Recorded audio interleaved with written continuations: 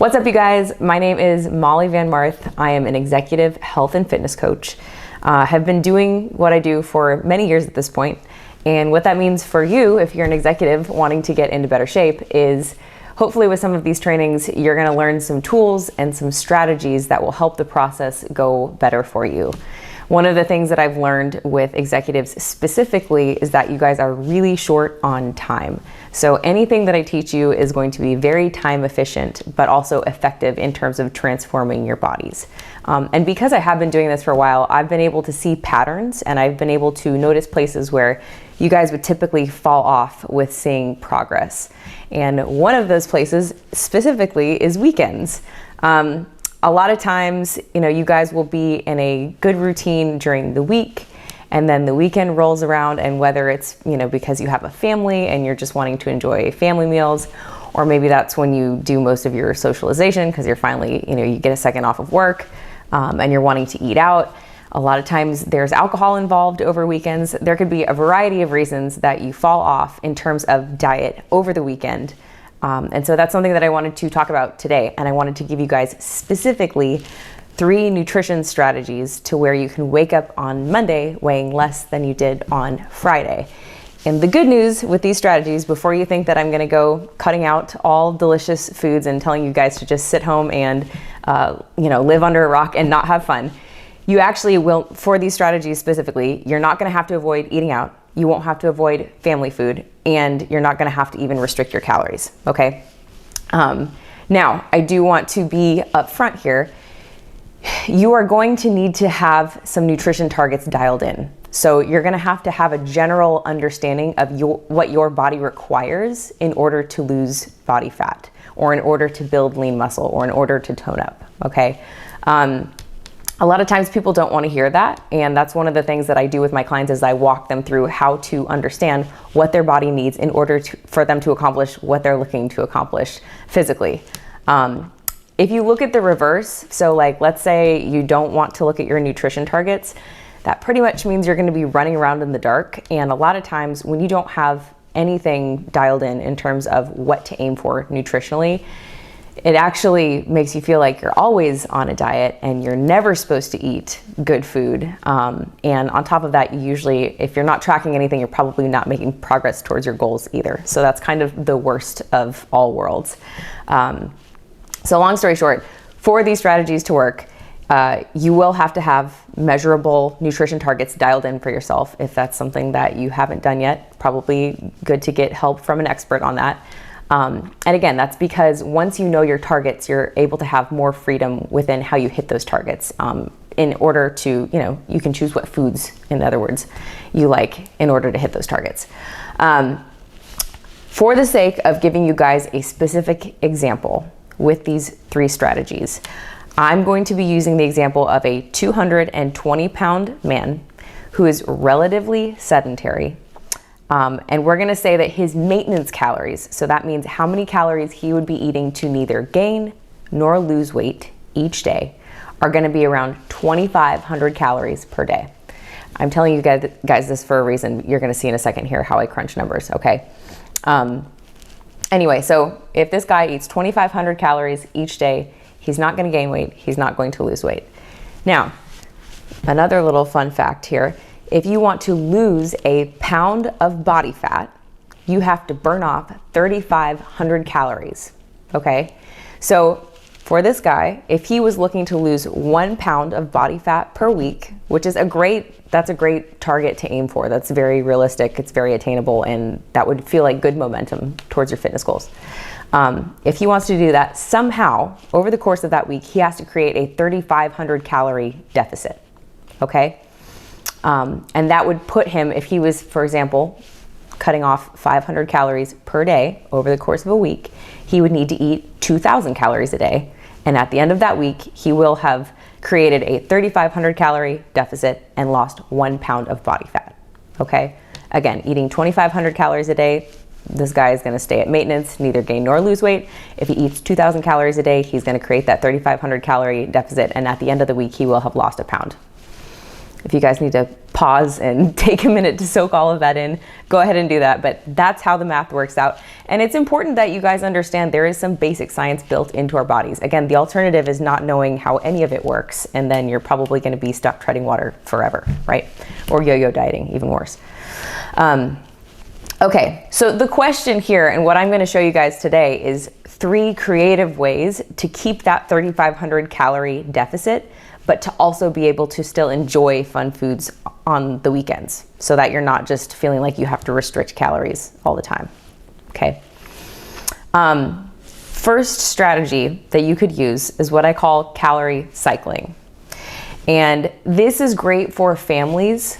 If you have a family and you want to, for example, like Saturday morning, wake up with your kids and enjoy some pancakes, or you want to go out to eat with your family and not have to worry about cutting calories or, avoiding certain foods, or maybe you want to have like ice cream night, pizza night, whatever.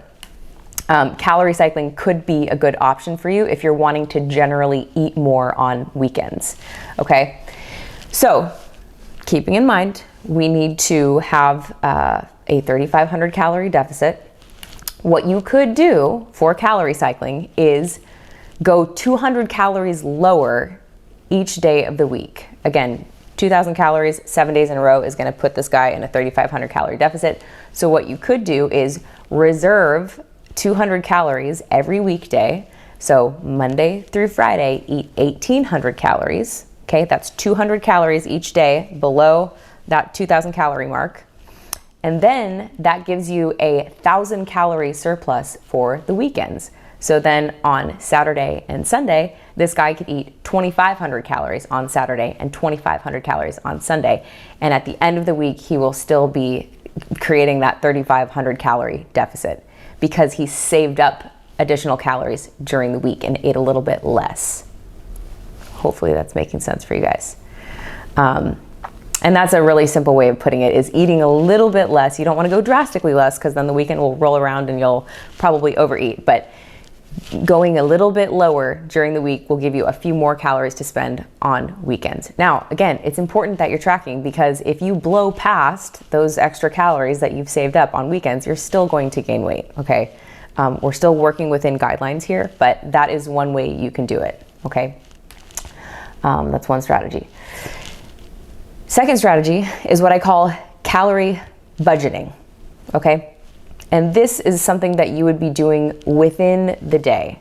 So let's say you don't mind having, being slightly reserved for breakfast, eating a normal lunch, but maybe you know that at dinner you really want to splurge. Like you want to have a meal where you're not having to cut anything out. And as an example, what you could do is go easy at breakfast. So maybe this guy would have a protein shake that is 160 calories at breakfast. Okay, again, going light for breakfast and lunch, and then having fun at dinner. Lunch could be a grilled chicken salad with light dressing, and that would be about 250 calories. Okay, and I do suggest having protein at each meal, because protein is very powerful when it comes to suppressing hunger, right? You don't want to be rolling into this really fun dinner coming up feeling super hungry. You're likely to eat way more than if you have at least some protein in your body leading up to that meal.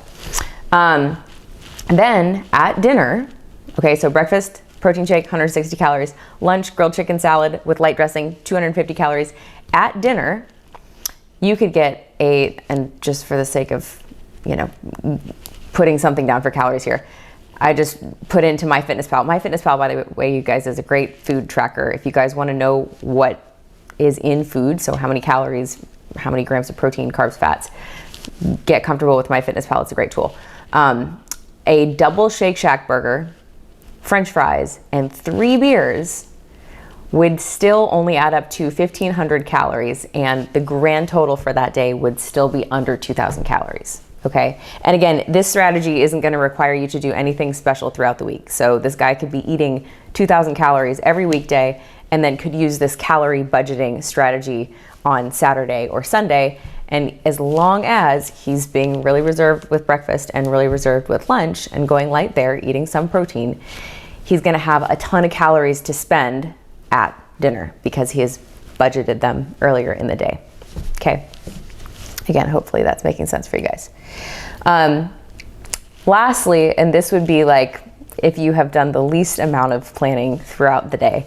Let's say you just ate a normal breakfast, a normal lunch, you haven't reserved calories over the week, and you also haven't saved up calories within the day. What you can do is what I call a menu audit. And I will actually have my clients have them send me pictures of the menu if they're going to eat somewhere and they're not sure what they should choose off of the menu. But you can do this for yourself too. And all this requires is that you simply look ahead at the menu, and before you get there, I know this sounds really silly, but if you can, not allow yourself to be put on the spot when everyone's going around the table ordering, you're likely to not make a very good decision if you leave it till last minute to decide what you're going to get. So even if you can just do a little menu audit yourself before you get to the restaurant, look at the menu. Again, you're going to need to know your targets, right? But let's use this guy as an example. If he's got a typical 2,000 calorie day, again, hasn't reserved calories over the week, hasn't saved up calories within the day, if he's having roughly, even spreading his calories out evenly throughout breakfast, lunch, and dinner, that means by the time this dinner rolls around that he hasn't really planned for, he's gonna have about 700 calories to spend, right, roughly, if he's had a normal size breakfast and lunch. So maybe this guy would look at the menu, and that's great. The good news is, as long as you're not overeating at breakfast and lunch, 700 calories is plenty to play with. And as an example of what you could order for 700 calories, you could get 6 ounces of salmon, half a cup of roasted Brussels sprouts, a dinner roll even, and 2 tablespoons of butter, okay? It's good to add some butter or some oil if you're tracking a meal out, because a lot of times they'll cook things in butter or oil and you need to add that in there. And again, this is not a meal that is just, a celery stick and a piece of chicken. That's a very well-rounded, well-balanced meal. And so that's one of the reasons that I like to encourage people to track, is because a lot of times you're dealing with more calories than you think you are. And it's just not a good idea to, turn a blind eye to it and not want to look at it at all. That's the kind of thing that will make you feel like you're always on a diet. You should never eat anything. And again, when you're not tracking things, you're not working with data.